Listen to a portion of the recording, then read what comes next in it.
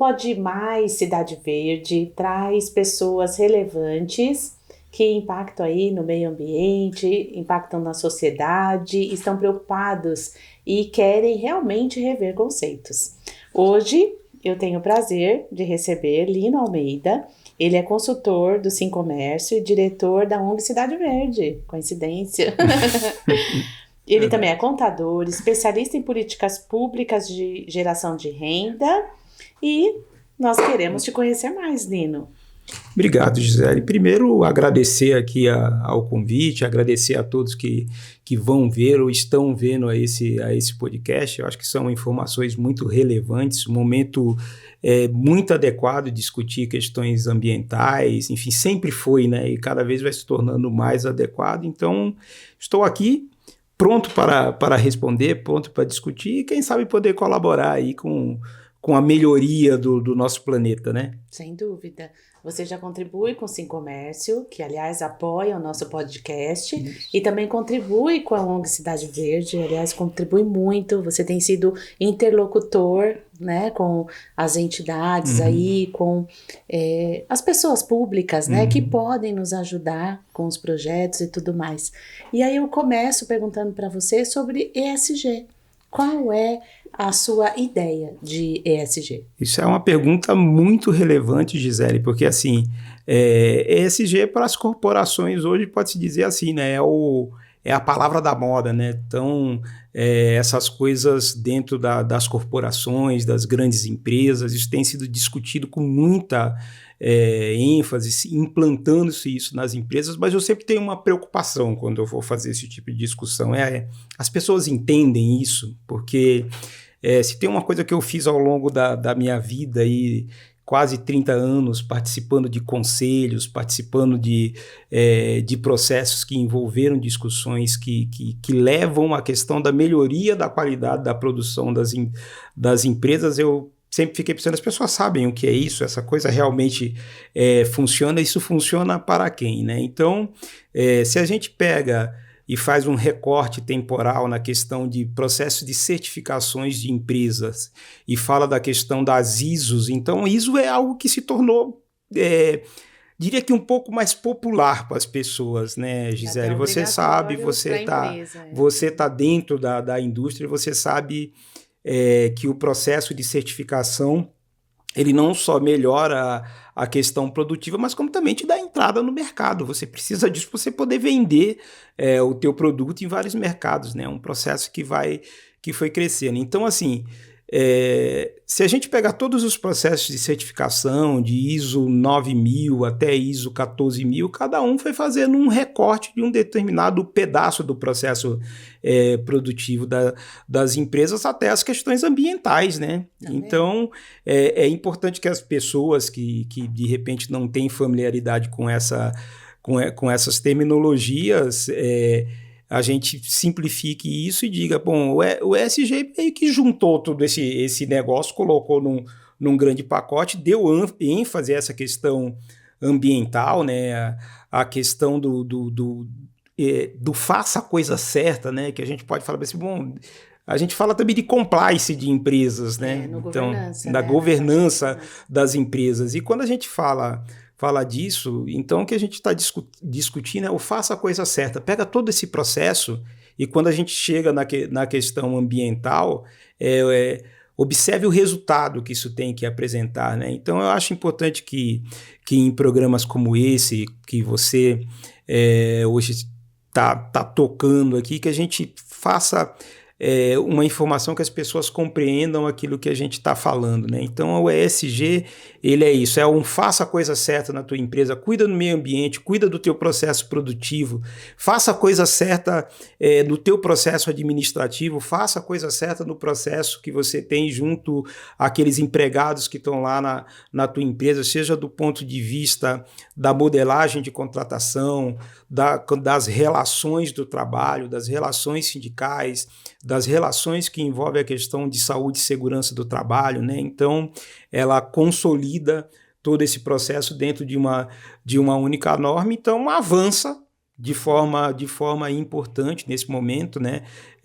Que a gente vive para discutir as questões ambientais e que essas coisas de certificação antes sempre estava sempre voltada a empresas que tinham processos industriais, né? Hoje mais não, hoje isso já avança com ESG para todos os outros segmentos. Então isso é importante. Eu entendo que nomeou, né? Então tudo isso, todas essas práticas que você cita, por exemplo, nós temos aí muitas questões de racismo, né? Muitas questões da governança, que entra o compliance, que entra a questão de ética, de anticorrupção. Então tudo isso já é notório nas empresas, já existem, já tem lá o seu código de ética, já tem o seu, né, acesso de conduta.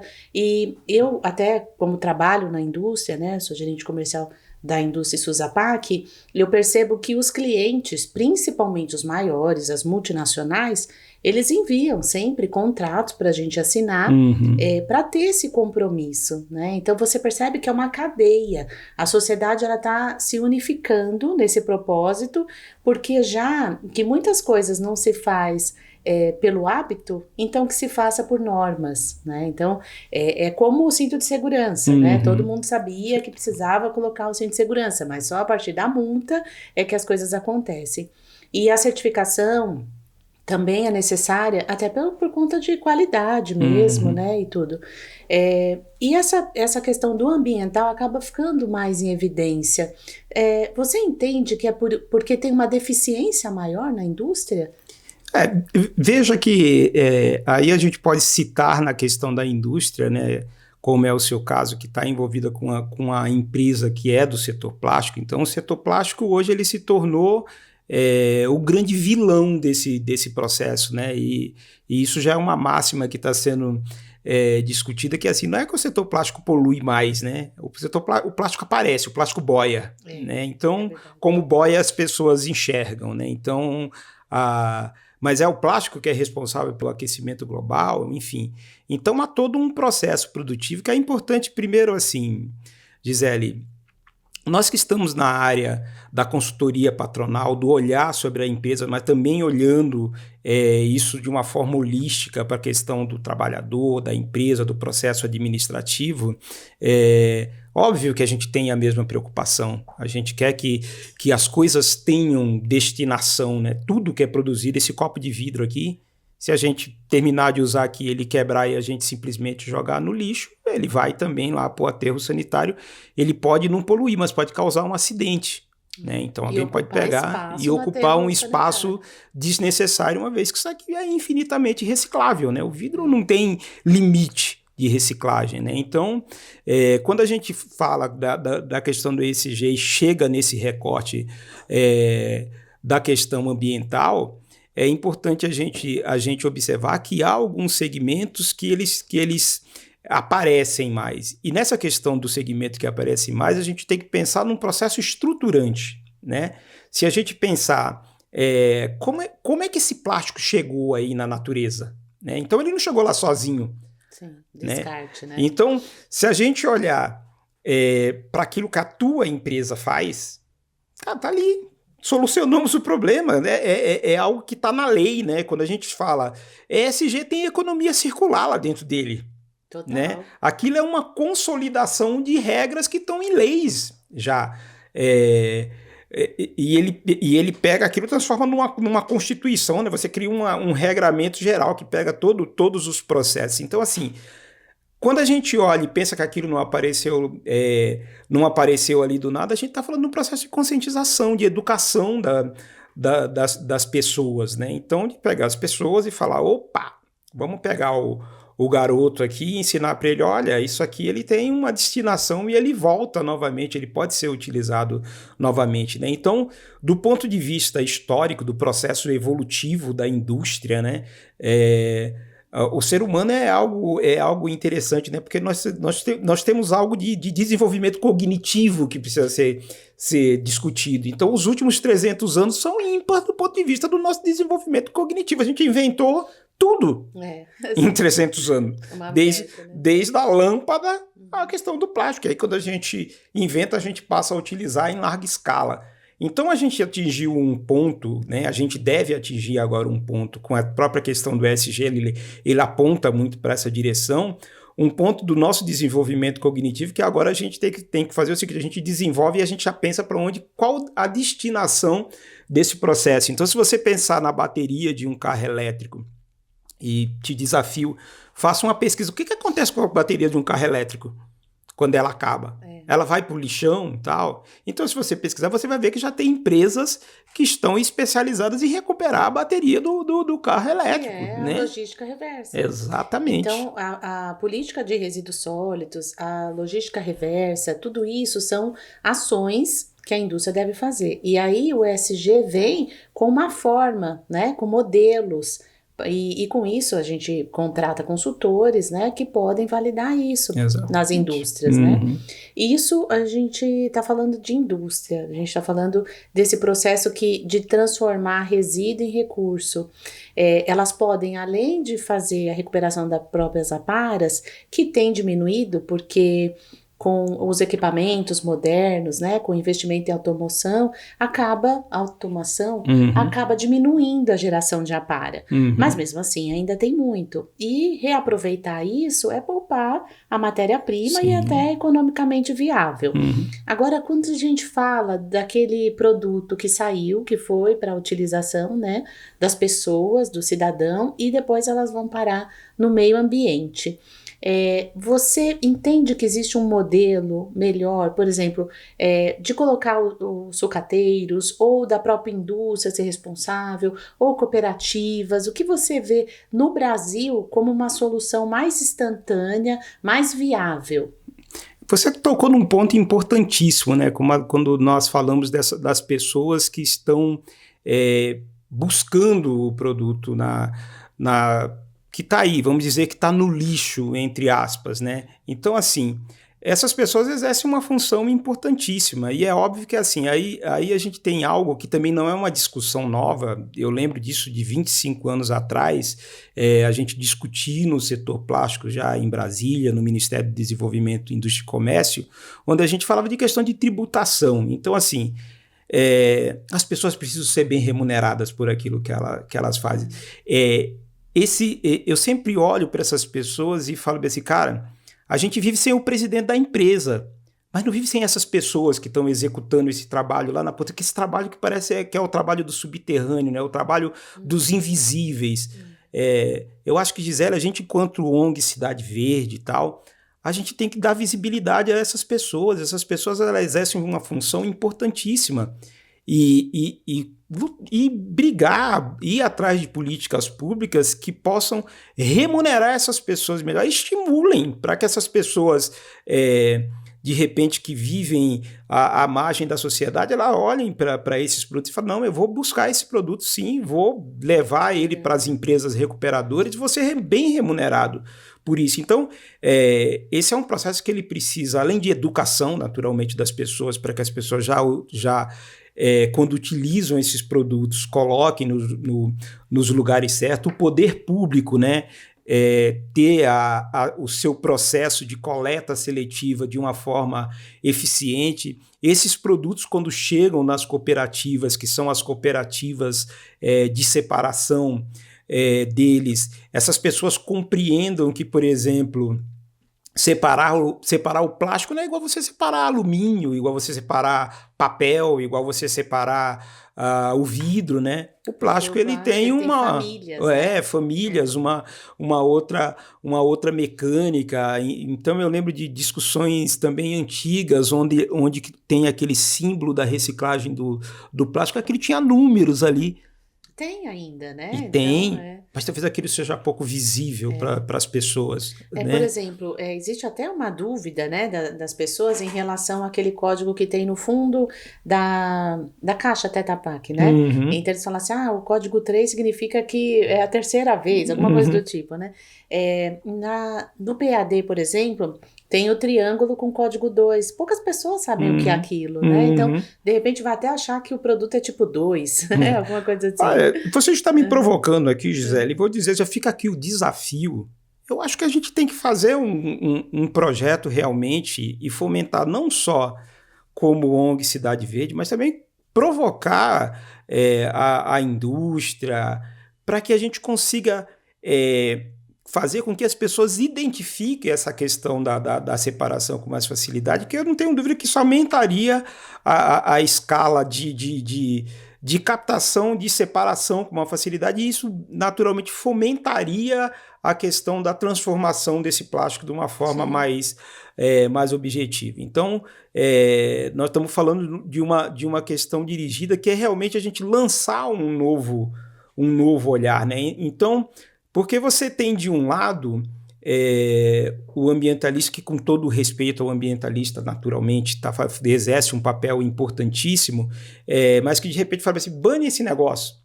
Aí, assim, por outro lado, nós temos a indústria gerando milhares de empregos que sustenta milhares de famílias, gerando milhares de empregos diretos e indiretos. Então não dá para a gente simplesmente pegar um processo e falar, pronto, acabou. E detalhe, se você parar hoje e falar assim, não vou mais produzir plástico, o que você faz com todo ele que está aí? Ele entendeu? Precisa voltar para a cadeia. Ele precisa voltar, ou seja, você vai sentar no teu carro, vai olhar para a sola do teu sapato, vai olhar para o teu óculos, vai olhar para a tua roupa, para o botão da tua camisa e tal. Nele tem plástico, né? Então, é algo que está presente nas nossas vidas, que realmente o pensamento, e fica naturalmente o desafio para quem está vendo esse podcast, para que a gente faça propostas positivas, propostas estruturantes, estudar mais essas questões que certificam empresas, né, que criam processos de rastreabilidade, processos de governança, porque isso a gente traz para a nossa vida também, né? É uma evolução. Exatamente. Então, eu falei de revolução cognitiva, né? Aqui que a gente vem ampliando o nosso conhecimento, então nós diríamos que nós estamos em mais uma fase dessa revolução cognitiva. A gente não precisa chegar em extremos de olhar para o tempo e falar, opa, agora o clima mudou por causa disso. Não, vamos verificar o que a gente precisa fazer, educar a nossa criança, educar o nosso adulto, né? Porque a criança muitas vezes sabe. A criança às vezes sabe mais do que nós, né? O adulto até sabe, mas ele tem maus hábitos. Exatamente, né? É como o fumante que fuma e joga a bituca do cigarro dele na areia da praia, né? Então, eu sou de Santos, então assim, morei na beira da praia por quase 50 anos, então assim, de vez em quando tem campanha do pessoal que vai passando aquele rodinho lá na areia, o que surge de bituca de cigarro ali é uma coisa enorme. Então, assim, você tem outras fontes de contaminação, e todas essas fontes passam realmente por uma questão de conscientização, de educação das pessoas. Então, vamos dizer assim, voltando à questão do ESG, o ESG educa a empresa. Sem dúvida. Fala para a empresa, tem o livro, né? Eu vou comprar de você, viu, Gisele? Sim. Mas para que eu possa comprar de você, existe uma norma. Qual que é a sua responsabilidade? Né? Onde que tu tá dentro desse processo aqui? Então, não é só você fazer um bom produto. Esse teu produto, ele precisa de uma série de critérios que respeitem, inclusive, a questão ambiental, né? Então, assim, a gente deixa um pouco de gerar, né, esse resíduo. Então, a indústria está sendo educada, né, pelo ESG, falando da questão ambiental. A criança está sendo educada, né, na academia, nas escolas. De repente, eu vejo que uma capacitação da cooperativa. Por exemplo, nós tivemos a aprovação da lei para as cooperativas terem crédito de carbono. Então, além deles comercializarem as aparas, eles também podem comercializar o crédito de carbono. Claro que depende de regulamentação. O crédito de carbono ainda é algo muito teórico, né? Então, mas a partir do momento que isso acontecer, que isso gerar receita para a cooperativa, eles vão se empenhar mais, né? E para isso, o que a gente precisa? Premiar as pessoas. Então, a gente vê empresas sendo premiadas por cases de sustentabilidade. Até eu estive recentemente numa feira de marcas próprias, e até embalagens, né, sustentáveis foram premiadas. Então, isso já vem. Agora, para a mão de obra, aquilo que você disse em relação que a empresa ela roda sem o presidente, mas não com os funcionários de base. É a pura verdade. Muitas vezes o comercial aparece, né, ou mesmo a direção aparece, e os funcionários que estão na fábrica, que realmente fazem a coisa acontecer, ou mesmo no varejo, né, as pessoas que estão ali atendendo, fazendo reposição, né, essas pessoas, elas realmente precisam ser valorizadas. Hoje a gente lida com uma questão de mão de obra muito escassa, né, porque o jovem principalmente, né, hoje na rede social, né, os influenciadores, eles conseguem um salário mínimo muito brevemente, com algumas parcerias, né, e tudo, mas isso, ele não é sustentável, porque, é claro, quem é muito talentoso pode crescer e tudo, mas não vai gerar tantos empregos como uma loja, como uma cafeteria, que emprega mais, e isso gera economia, porque senão as pessoas não vão consumir aqueles produtos que os influenciadores estão divulgando. Então, a indústria, o varejo, esses que geram resíduo, né, eles precisam ter esse olhar, digamos, né, para que volte esses produtos e a economia girar, né? Então, com as cooperativas, eu vejo que está um trabalho agora para ser feito, né? E com a ONG Cidade Verde, o que você tem de questões, assim, qual é o seu... Não vou dizer para você contar os seus projetos aqui, porque senão vai dar spoiler, tem bastante projeto em construção. Mas, assim, por exemplo, uma ideia, né? Onde vocês pretendem atuar, né? É importante dizer assim, nós conversamos com todas as cooperativas aqui de Guarulhos, viu? Fomos lá, visitamos as cooperativas, conversamos com as cooperativas para entender exatamente como se dá esse processo da cooperativa, essa questão das relações do trabalho dentro da cooperativa. É importante dizer que tem cooperativas em Guarulhos fazendo trabalhos muito bons, trabalhos muito, muito interessantes. Então, é importante dizer que a ONG fez um desenho para o seu funcionamento que é o seguinte: a gente conversa com o setor público, conversa com a indústria e conversa com essa base, que é a cooperativa e as pessoas, né? Então, eu falei essa questão da importância dessas pessoas que estão aqui na base, eu gosto sempre de reafirmar essa coisa, porque a moça que limpa aqui o nosso prédio, eu sempre que encontro com ela, faço questão de falar para ela que ela é a pessoa mais importante que tem aqui. Eu falo, eu posso ficar um mês sem vir aqui, ninguém nem vai ligar se eu não vier aqui, mas se tu ficar 2 dias, todo mundo vai perceber que o que aconteceu. Então, assim, é realmente a valorização desse processo. Então, a gente quer criar interlocução. Então, é o poder público conversando com a indústria conversando, é o símbolo da reciclagem mesmo, que está aqui, ó, no símbolo da Cidade Verde aqui. Então, é bem nessa questão, é tornar uma cidade que converse entre as partes. Então, a gente conversa com as cooperativas, a gente tem essa interlocução com as cooperativas, nós temos interlocução com as indústrias e temos interlocução com os entes do governo. Então, aqui, até pela figura do Dr. Reginaldo Sena, que é o presidente da ONG Cidade Verde e também presidente do Sincomércio, ele é uma pessoa que ele nos dá esses canais, nos dá essas possibilidades de a gente conversar com esses entes do poder público, com a indústria e com as pessoas que estão dentro dessas cooperativas fazendo um trabalho tão importante. E você citou algo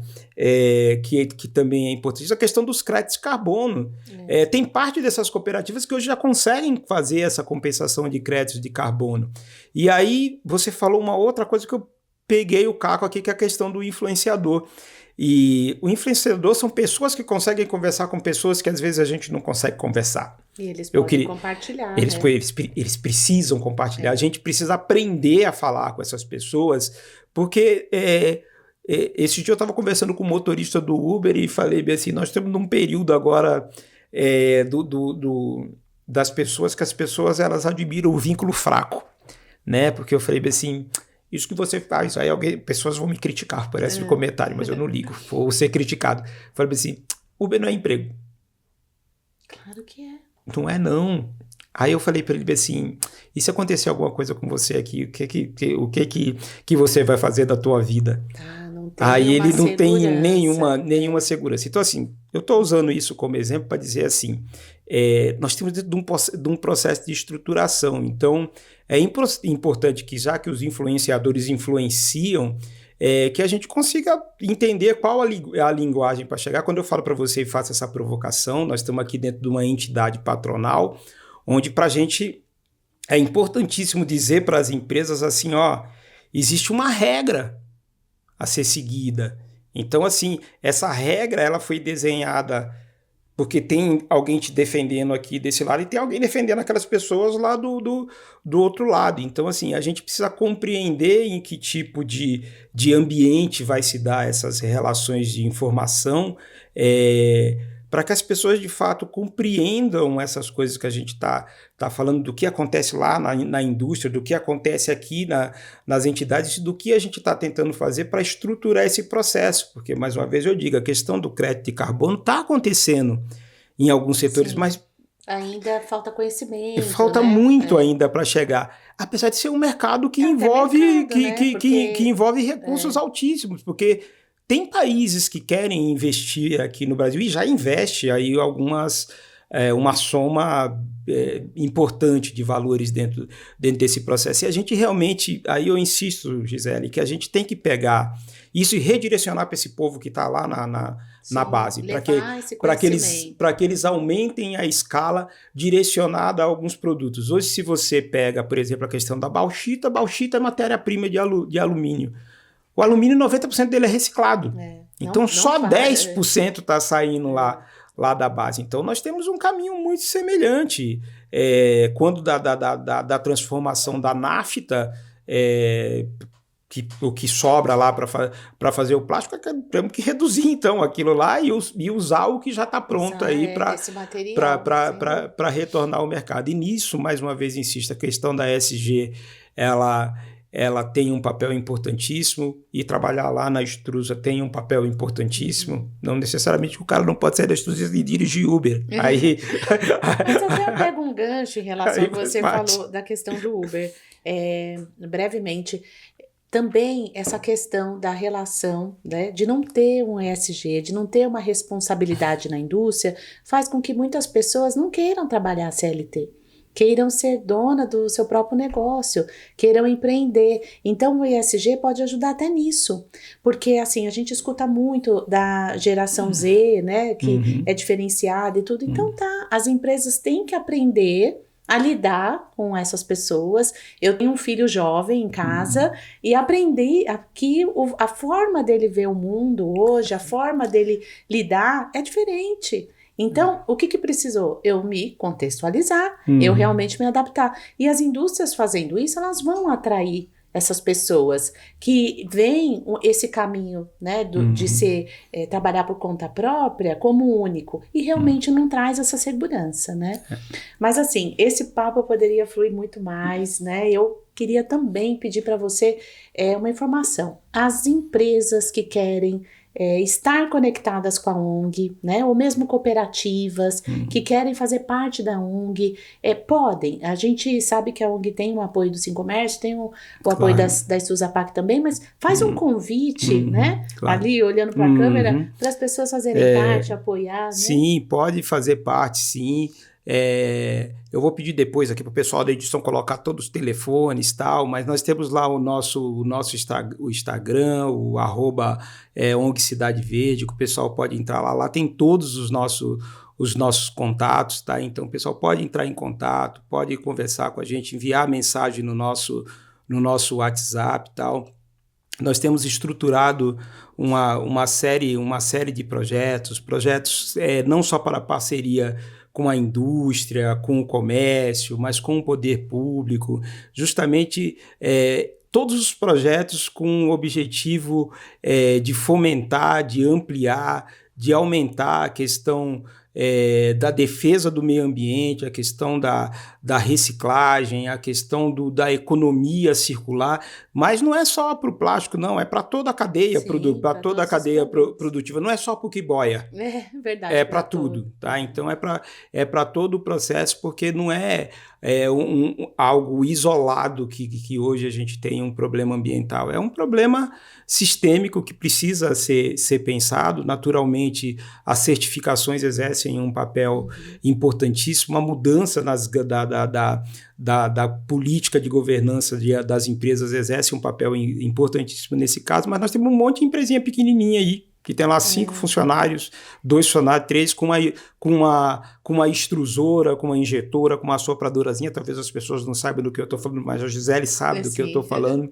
São equipamentos que têm máquinas que estão aí dessas empresas, às vezes injetando um brinquedinho, injetando uma peneirinha, esse produtinho pequeno que chega lá na tua casa, e que esse pessoal está dentro desse processo, que eles precisam ter projetos específicos que cheguem aí. De repente eles falam, isso é muito caro, isso é inalcançável para mim. Mas entidades como a ONG Cidade Verde vêm aí com esse olhar, com o olhar de chegar também, de ser parceiro das grandes empresas, mas também ter parcerias com as pequenas empresas para que possa fomentar esses negócios, criar melhores alternativas. Auxiliar em projetos, né? A gente tem uma lei nova aí, que foi apelidada de Lei Rouanet, que até é possível você investir né, em projetos de reciclagem, de sustentabilidade, e abater do imposto de renda, né? Mas isso fica para uma próxima conversa. Vamos conversar. É claro que todos podem fazer parte. Eu também quero estender o convite, afinal de contas eu também sou ONG Cidade Verde. Claro. Quero estender o convite para as empresas virem nos procurar, para realmente nos dar força, apoio. Nós precisamos, né, de investimento para que a gente possa colocar todas essas ideias em prática. Quero também, né, deixar um convite para você, para a gente visitar uma cooperativa junto, para a gente filmar, mostrar aqui em um dos podcasts também para todos, né? E gostaria que você, para finalizar, deixasse uma frase, aí uma mensagem para as pessoas que estão nos assistindo.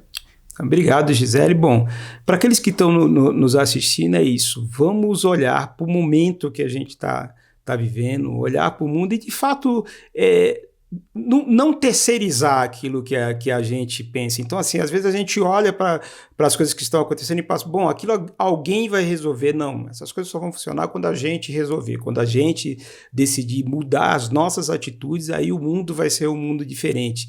E olhar realmente com as coisas com um olhar amplo, com um olhar holístico, que consiga enxergar todos esses processos, porque senão a gente é enganado por uma única informação. Então, realmente tentar entender como se dão esses processos, e para isso, Gisele, nós estamos aqui à disposição para ajudar, para apoiar. Então, obrigado pelo convite, fico à disposição aqui para em um outro momento fazermos outras discussões. Muito obrigado e obrigado a todos aí que viram o podcast. Será um prazer.